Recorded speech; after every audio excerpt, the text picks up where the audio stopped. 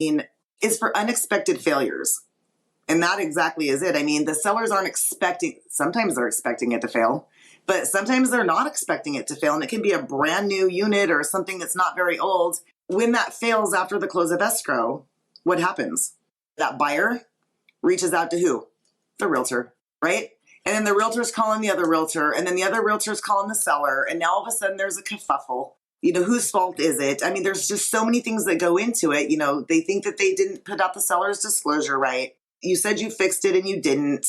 I can't tell you the amount of lawsuits that I know of personally that it has saved. And I mean, I've been subpoenaed to some of these.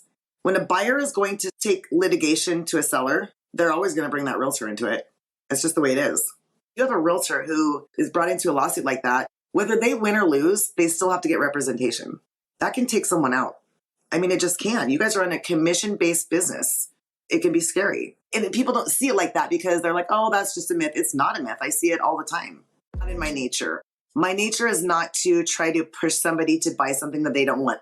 But what is in my nature is building relationships. You know what I do. If you want to use me, I would love to help you and I will do my best.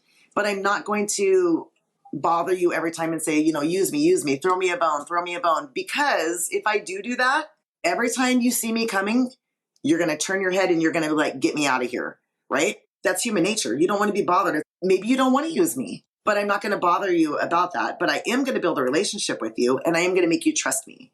And so when there is a problem and you call me, I'm going to get into that and I'm going to dig into that. And I'm not going to leave that problem until it's solved.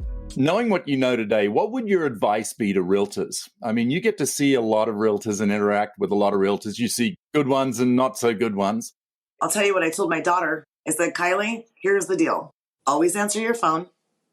Always answer your phone. Because that's one of the biggest complaints that I hear is that agents don't answer their phone because they have so much free time. I said, you get into this business because you want free time. I said, but it gets taken too far. Don't take that free time for granted and still work the hours.